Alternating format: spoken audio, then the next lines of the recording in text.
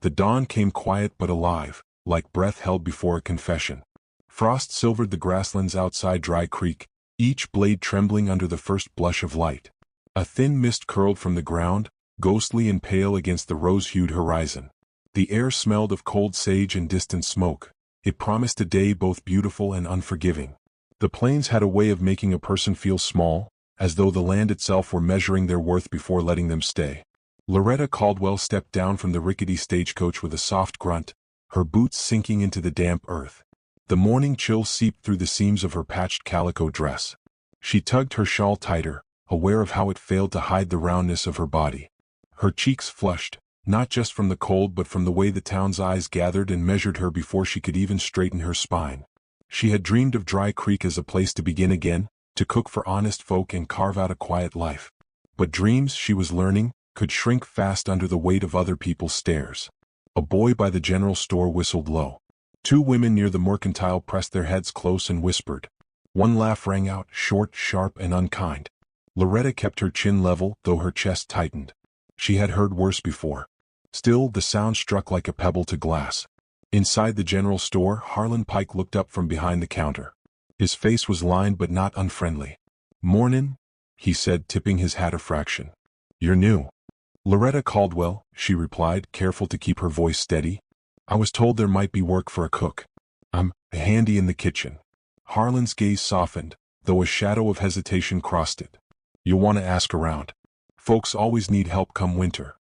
He glanced toward the door where the whispers had already followed her. "This town can be particular. Don't pay no mind." Particular. Loretta heard the warning in that word. Still, she thanked him and bought a loaf of yesterday's bread, though she could have baked one better herself. It was easier to busy her hands than stand idle beneath the town's eyes. She tried the saloon next. Its swinging doors creaked as she entered, releasing a wave of stale whiskey and sawdust. Behind the bar, Miss Odessa Finch, tall and sharp as a hawk, raised an eyebrow. "Can I help you?" "I'm looking for work. I cook hearty meals, biscuits, roasts, stews." Odessa's smile came slow and cutting. "Men drink here, sweetheart. They like pretty things with nimble waists and quicker hands." Her eyes swept Loretta's frame, deliberate as a knife.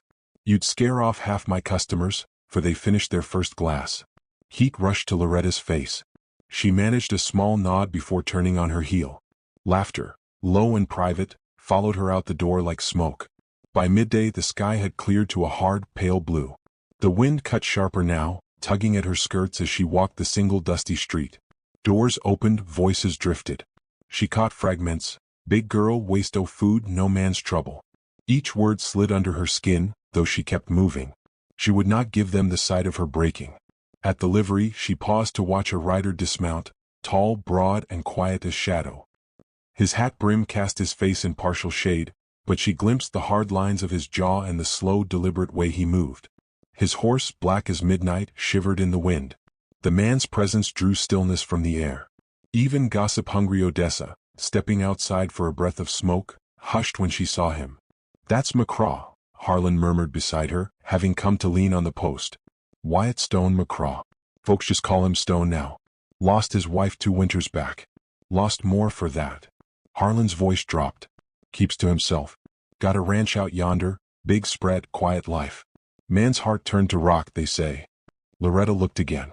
Stone tied his horse with calm efficiency, his massive shoulders blocking the sun for a moment. His clothes were worn but clean, his boots dust-scoured. She felt a tremor of something she couldn't name, not desire, not yet, but the sharp ache of recognizing another soul living at arm's length from the world. She almost asked if he needed a cook, but the words died before reaching her tongue. Men like that didn't hire women like her. She turned away. By late afternoon she'd found a small room to rent above Harlan's store. Single window, single bed, the scent of sun-baked pine and old wool. She unpacked her modest belongings. A few dresses, a wooden spoon smoothed from years of use, her mother's old recipe book with flowers still dusting its pages. She sat on the narrow mattress, hands folded tight, and listened to the town below, clatter of wagons, children shouting, Odessa's laugh cutting through it all. It was not the welcome she had dreamed. That night she cooked herself supper on the small stove, biscuits, ham, a pot of beans. The smell filled the room, rich and warm, a comfort that almost masked the hollow in her chest. She thought of writing home, "Dear Mama, I found a town but not a place, and then tore the page to shreds. She wouldn't burden her family with her loneliness. The next morning she tried again. She visited 2 ranches on the outskirts, only to be turned away with polite but firm refusals. One man's wife had smiled thinly and said, "We're looking for someone the men won't mind looking at." Loretta thanked her anyway and walked back under a sun now high and merciless. By the 3rd day she sat outside Harlan's store with her basket of unused cooking tools and let herself feel the weight of disappointment. A horse's slow approach broke her reverie. She looked up. Stone McCraw was riding in, massive and silent, his black horse stirring small clouds of dust. He dismounted with unhurried grace and moved to load supplies from Harlan. He said nothing, his face unreadable. But when his eyes swept the porch and landed on her, they didn't flick away like the others had. They lingered, steady, cool, not cruel. Loretta swallowed hard. Her pulse drummed. Before she could stop herself, she rose. "Sir," she said, voice trembling despite her effort. I can cook. You won't have to look at me much if you don't like the sight." Harlan froze mid-step, a sack of flour in his hands. A hush seemed to fall over the small space between them. Stone's gaze held hers, quiet, measuring. The air smelled of dust and leather and the faint sweetness of hay. Finally he spoke, his voice low, roughened by years and loss. "Come Monday. If you're as good as you say." That was all. No smile, no softening. Yet something shifted in the air. A door cracked open where she'd thought there was only stone. Loretta's breath hitched. She nodded once, clutching her basket to her chest. Behind her, Harlan gave a small, startled cough, as though even he hadn't expected Stone to answer. The great rancher turned back to his horse, the conversation already over for him. But for Loretta the world felt changed, the horizon just a shade wider. She watched him ride away into the pale light, the mist rising around his horse's hooves. For the first time since stepping into Dry Creek, hope, fragile and trembling, dared to press against the edges of her shame. And somewhere behind a saloon curtain Odessa Finch leaned forward to watch, a thin smile curving her painted lips. News would spread by sundown. Stone McCraw had spoken to the big new girl. The prairie held its secrets, but this one would not stay quiet for long. The week before Monday passed like walking against a wind that refused to break. Loretta filled the long hours by cooking in the tiny room above Harlan Pike's store, the scent of bread and roasted onions mingling with the dry scent of old timber. She rose before dawn, kneaded dough with deliberate care, and stirred pots of beans until the starch thickened and clung to the spoon.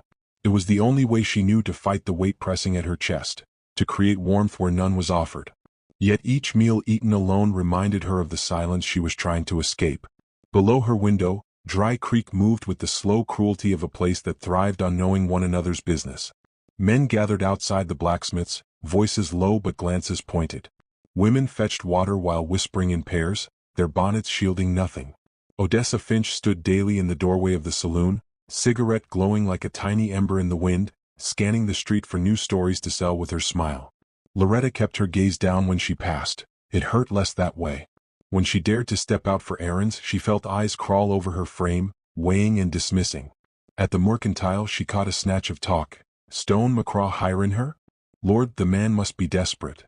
She turned sharply down another aisle, heart rattling, pretending to compare sugar prices. Harlan caught her expression as she paid and quietly said, "Don't you listen. Folks round here choke on their own bitterness." His kindness was small but steady, a nail in the wind, holding something upright. Sunday night, unable to sleep, she scrubbed her hands until they smelled only of lye and resolve. She laid out her best dress, still plain but freshly mended, and braided her dark hair so it wouldn't catch on the ranch's rough wood. In the dim glow of her lamp, she whispered to herself the words she had offered Stone. "You won't have to look at me much." They sounded pitiful now, but they were all she'd had to bargain with, her skill and her willingness to vanish into the work. Monday broke under a sky streaked with copper and pale blue. The wind was sharp but clean as she rode out with a borrowed mule, its stubborn gait slower than her racing thoughts. The prairie unfolded wide and wild. Waves of grass, sagebrush shivering silver, distant cottonwoods bent from decades of storms. She breathed the sense of dust and sunlight, trying to draw courage from the land itself. Stone's ranch appeared at last, long, low buildings weathered to a soft gray, corrals stretching wide, and beyond them, the open range dotted with cattle like dark coins on gold cloth. A windmill turned lazy circles, squealing faintly. Dogs barked at her approach but quieted when Stone emerged from the barn.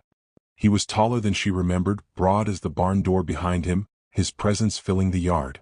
His shirt sleeves were rolled, revealing forearms corded with work. He didn't smile, but neither did his eyes hold contempt. They were simply steady, pale as creek water under ice. "You came," he said. She swallowed, suddenly conscious of her patched skirts, her flushed face. "I said I would. Kitchen's this way." He turned, and she followed across packed dirt to the ranch house, a simple structure, sturdy and spare. Inside smelled of smoke and dust, faintly of leather. The kitchen was large but cold, the stove black with neglect, cupboards nearly bare. She exhaled a little. This at least she could fix. "Feed's been simple," Stone said, leaning a shoulder against the doorway. "Coffee. Jerky. Beans when I remember. I'll need flour, salt, fat. Fresh if you've got it." He nodded once, left without another word, and returned with sacks and jars from some storeroom. She thanked him. He gave only a curt tilt of the head and retreated, boots echoing across the plank floor. Loretta worked. She moved with a quiet grace born from years of practice. Flour sifting into a pale cloud, dough kneaded until it pushed back softly, beans simmering low with onions and scraps of ham. The stove roared to life beneath her hands, warming the silent house. As she worked, she felt something unfamiliar, not acceptance, not yet, but usefulness. Her world shrank to chopping, stirring, tasting. By noon the kitchen smelled like home. Stone returned with a mug of coffee, paused in the doorway. His eyes flicked to the loaves cooling on the counter, the pot steaming on the stove. "You work fast," he said. "It's what I know." He hesitated as if searching for more words, then nodded and left. But later she found a new bundle of firewood neatly stacked beside the stove, not mentioned, just done. Days settled into a rhythm. At dawn she cooked for the cowhands who came and went. Red Buck with his fox grin, Tommy Crow, James quiet as his namesake, and Nate Hollis, young and shy. They were wary at first, but hunger softened judgment. By the third morning Crow tipped his hat and said, "Ma'am, these biscuits beat any I've had," earning a grunt of agreement from the others. She offered a small, startled smile. Stone remained a man of few words, but his silences shifted. At first they were blank and impenetrable. Now they felt less like walls and more like wide rooms she might one day walk through. He sharpened her dull knives without asking. He fixed the loose hinge on the pantry door. One evening, he returned from the range and set a small bundle of wild herbs on the counter, muttering, "For stew." Each gesture landed quietly but left warmth behind.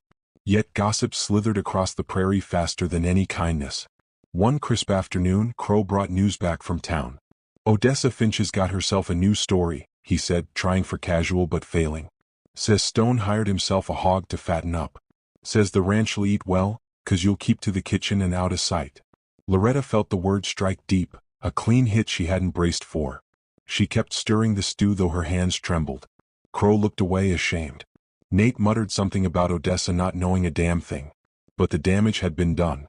That night, alone in her small room off the kitchen, Loretta sat on the edge of the bed, staring at the cracked wall. She had believed, just barely, that she could build a life here. Now the laughter from town echoed in her chest, telling her she was a joke even miles away. She considered leaving before she cost Stone his hard-won respect. She imagined him mocked for keeping her. Shame was a heavy living thing. Near midnight, a knock startled her. When she opened the door, Stone stood there, shadowed in lantern light. He didn't look angry or embarrassed. Just steady as always. "Need anything for tomorrow's supplies?" he asked. She blinked, caught off guard. "No. Thank you." He studied her a beat longer, eyes unreadable. "Heard talk in town today." His jaw tightened, subtle but clear. "Don't let it run you off." Her throat worked, but no sound came. No man had ever told her to stay, not in the face of mockery. "They don't know you," he added, voice low. "Not like I will." Then he nodded once and left, boots fading into the night. Loretta closed the door, heart pounding. The words weren't tender, but they were weighty, carved from stone and offered like shelter. For the first time since arriving in Dry Creek, the shame didn't feel bigger than her. It trembled but didn't crush. Still, she knew tomorrow would bring more whispers, more laughter. Hope was fragile, easily snapped. And yet, as she crawled beneath the thin quilt and smelled the faint smoke from the kitchen stove below, she let herself wonder if a man who lived like Stone might also know how to stand against the wind. The ranch taught its lessons slowly, like the prairie itself, patient, unsparing, and vast. Each morning before dawn, Loretta rose to light the stove, coaxing warmth into the cold boards beneath her bare feet. She moved through the kitchen with a quiet rhythm, the scrape of the poker, the soft thud of flour on wood. Outside, coyotes yipped at the edge of the dark and the wind smelled of dew-soaked grass. The house, once hollow and silent, began to breathe with the sense of fresh bread and simmering meat.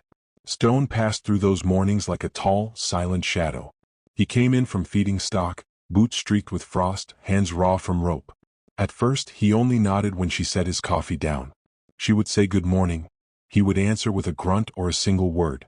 But over time, those silences stretched less taut. One day he asked for biscuits with honey. Another, he commented on the weather's turn. His voice, rough as worn leather, never grew warm, yet it softened just enough to let something human slip through. Loretta noticed details about him in the spaces where words didn't go.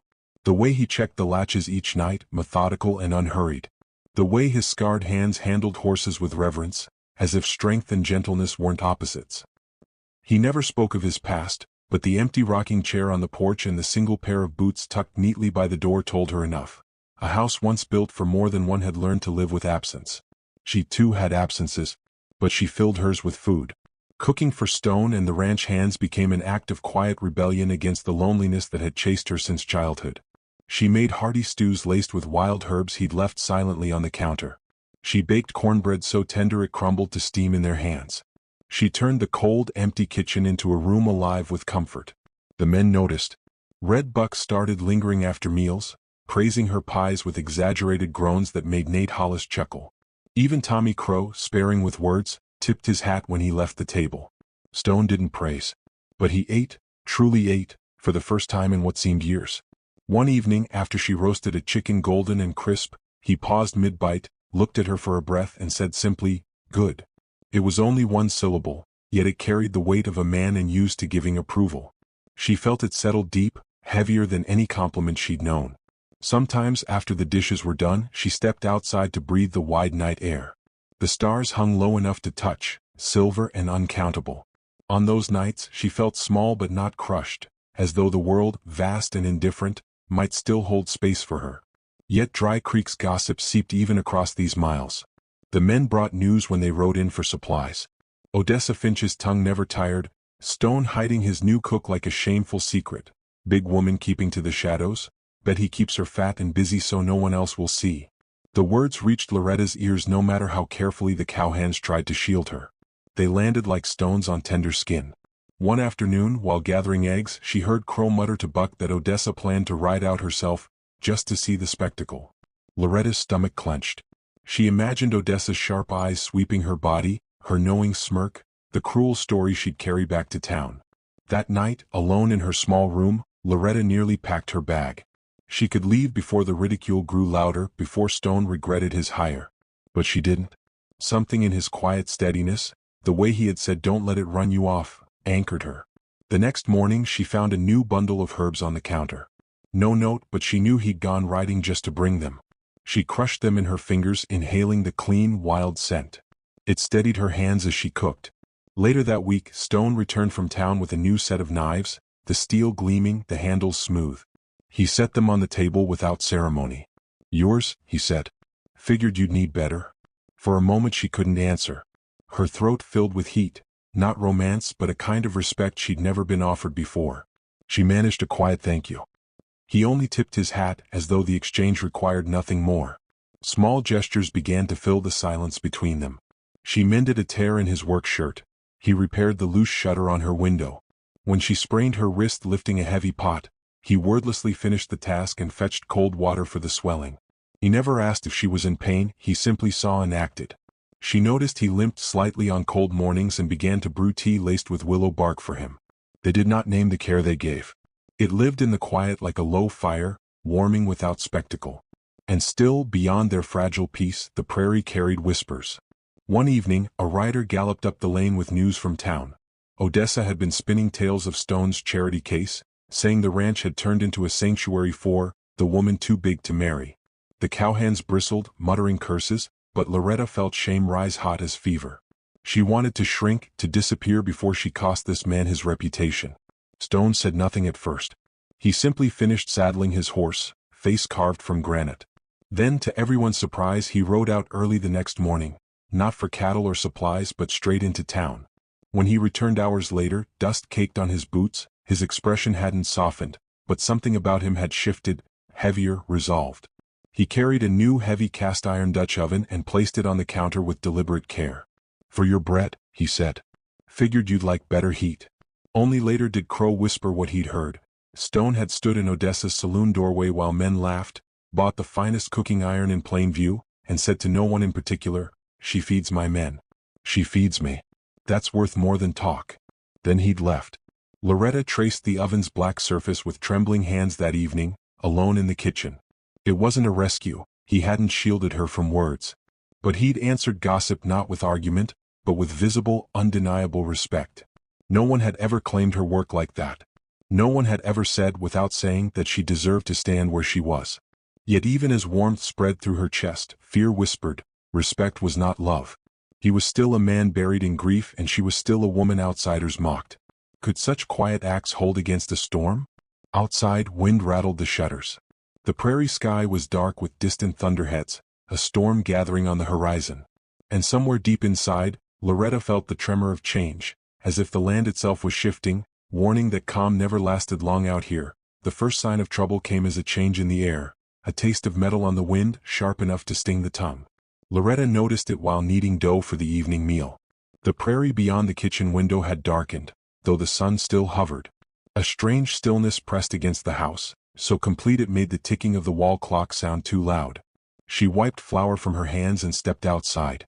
The sky was gathering itself, roiling into bruised purples and sickly greens. Far out on the range, the cattle shifted restlessly, their lowing uneasy.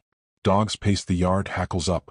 Stone stood near the corral, hat low against the wind that hadn't yet come, his eyes fixed on the horizon as though he could read its secrets.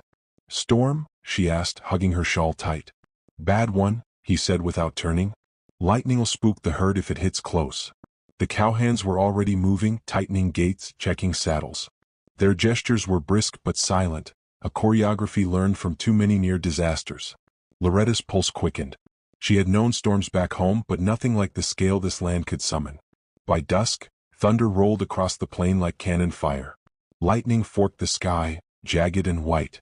The herd bellowed and milled, a sea of heaving backs and swishing tails. The air stank of ozone and animal fear. Stone swung onto his black horse, the animal dancing sideways under him. "Stay inside," he said, voice clipped with focus. She wanted to obey, but fear held her on the porch. Men were specks against the rising dark as they rode to push the cattle toward safer ground. Each lightning flash lit their frantic silhouettes, riders shouting, ropes snapping, animals surging. The storm broke fully then, wind howling, rain slicing sideways. A bolt struck close enough to split a cottonwood, and the explosion sent the herd into wild motion. The stampede began with a sound deeper than thunder, a collective, terrified bellow and the ground's sudden shudder. Loretta gasped. The herd moved like living floodwater, thousands of hooves pounding, mud spraying. She saw Stone at the edge of the surge, shouting, trying to wheel the lead animals. His horse fought him, slipping on wet ground. He vanished into the churning dark, then reappeared, a small figure against an impossible force. Fear, hot and raw, tore through her. She looked back at the empty kitchen, the warm, safe light she had built, then turned from it. Some instinct stronger than shame propelled her into the rain. She grabbed 2 lanterns, lit them despite the wind's attempt to snuff them, and ran toward the sound. The night swallowed her. Rain plastered her hair to her cheeks, mud sucked at her boots. The ground trembled under the stampede. She climbed a low rise, heart hammering, and raised the lanterns high. Light flickered weak but stubborn against the dark. She swung them back and forth, screaming hoarsely, banging the empty pot she'd grabbed on instinct. For a heartbeat, nothing changed. Then one of the lead steers veered, startled by her clamor and the bobbing glow. Others followed in a slow, rippling shift, a current redirected. The sea of bodies curved, not perfectly but enough to widen the gap where Stone and the riders fought. She waved until her arms ached, lanterns burning low. A figure broke from the chaos, Stone, rain-soaked and mud-splattered, riding hard toward her. His face was grim, but his eyes burned with something fierce. "Keep it up," he bellowed, voice barely carrying over the storm. She did, though every muscle screamed. Gradually, the herd slowed, spilling into lower ground where the men could contain them. The thunder rolled on, but the worst had passed. The stampede broke apart into scattered, trembling animals. Loretta sagged with exhaustion, lanterns sputtering. Stone was suddenly beside her, dismounting in a single heavy motion. Before she could speak, he caught her arm, not rough but steady, grounding. His chest heaved. Water ran off his hat brim in silver threads. "You saved us," he said low but sure. She blinked rain from her lashes, stunned. I only—" "You turned him. Could have lost men tonight." His gaze held hers, unwavering even as the storm hissed around them. "Could have lost me." Something inside her, a knot wound tight since childhood, since every laugh and whisper, loosened though not enough to fall apart. She swallowed hard, unsure how to hold his words. The cowhands rode up, mud-caked and weary but alive. Red Buck tipped his soaked hat, eyes wide with respect. "Never seen the like," he said, voice shaking. "Ma'am, you saved our hides." Nate gave a quiet, reverent nod. Even Crow, taciturn as stone, managed a rough hell of a thing. For a moment, the world was only rain and breathing and the knowledge that she had mattered, not for beauty, not for silence, but for courage that had answered fear. Back at the house, she helped strip wet gear, set coffee to boil for shaking hands. No one mocked her size now, no one looked away. They looked toward her, grateful and a little awed. The fire she built that night wasn't just for warmth. It was a signal, a quiet claiming of space. When the others finally stumbled off to dry clothes and bedrolls, Stone lingered by the hearth. His shoulders slumped with weariness, but his presence felt heavier, changed. She handed him a cup of steaming coffee. Their fingers brushed, brief but electric in its honesty. He stared into the flames for a long time before speaking. "I told you not to let talk run you off." His voice was rougher than usual, intimate. "Tonight you didn't run from worse than talk." She lowered her gaze, heart hammering. "I was afraid." "Fear don't mean failure." He glanced at her, something soft yet unflinching in his eyes. "Means you stood anyway." The words settled into her bones, richer than praise. She wanted to cry but didn't. Instead, she nodded once, holding his gaze until it felt like a promise had passed between them, unspoken but real. Outside, the storm rumbled east, leaving the prairie smelling of wet earth and wild renewal. The night was still dangerous but no longer merciless. Loretta lingered by the fire after Stone retired, staring into the flames. For the first time since arriving in Dry Creek, she felt not merely tolerated but necessary. The thought frightened her. Hope was heavy when you'd learn not to carry it, yet it glowed too bright to ignore. Then a sudden noise outside cut through the quiet, the distant beat of hooves, fast and purposeful, approaching from the direction of town. She stepped to the door, heart climbing her throat. In the wavering lamplight, she saw a single rider pushing hard through the wet darkness. Whoever it was carried urgency like a banner. The prairie, it seemed, wasn't done testing her yet. The rider broke through the wet night and into the yard with a spray of mud and the smell of lathered horse. Lantern light caught the pale face of Sheriff Virgil Kane. He swung down, boots squelching, and wasted no words. "Stone," he called toward the doorway, voice tight. "You best come out." Stone stepped from the house, rain-darkened shirt clinging to his shoulders. Loretta stayed just behind, pulse quickening. Kane's hat dripped steadily as he spoke. "Odessa Finch has been at it. Told half the saloon you're hidin' a woman out here. Said she'd come herself to drag her back to town if you didn't show her what you were keepin'." His eyes flicked toward Loretta, not unkind but heavy with the truth of it. "She's riled men to ride with her. Won't be long." Silence stretched, broken only by the restless stamping of Kane's horse. Loretta felt the familiar burn of humiliation rising. She had survived whispers, but a public spectacle was something else, a reckoning meant to crush. Stone's jaw set hard enough to crack. "She won't drag anyone," he said quietly. Loretta swallowed. "If I leave." "No," the word was sharp enough to stop her breath. He turned to her, eyes steady despite the storm's remnants in his hair. "You stood in the dark last night and turned a herd. I won't see you run from talk." Her throat closed on 1,000 arguments, about shame, about safety, but his gaze made them small. For the first time she saw not only grief in him but something fierce, protective, alive. The sound of hooves came soon after. Multiple riders cutting through wet earth, lanterns swinging. Odessa led them, upright in her saddle, her painted lips curved into a predator's smile. Behind her, men and women leaned forward to watch, hungry for spectacle. They reined in at the yard's edge. "Well," Odessa drawled, voice carrying through the damp night, "seems the rumors are true. Stone McCraw's keeping himself a kitchen wife bigger than his horse." Laughter rippled mean and thin. "Figured we'd come see the prize." Every insult Loretta had swallowed all her life pressed hard against her ribs. But Stone stepped forward before the laughter could swell. "Evening," he said, voice calm but carrying steel. He held himself tall, shoulders squared, and for a moment the onlookers seemed smaller against the sheer breadth of him. "You rode far for a show. But there's no shame here." Odessa's brows lifted, mockery poised. "No shame in charity? No shame in work that saves lives." His words cut clean, simple and final. "Last night when the storm turned the herd, this woman, Loretta Caldwell, stood against a stampede and saved my men. Saved me. She feeds this ranch. She keeps it standing. You'll not speak her name like it's dirt." Something rippled through the gathered crowd, surprise, unease.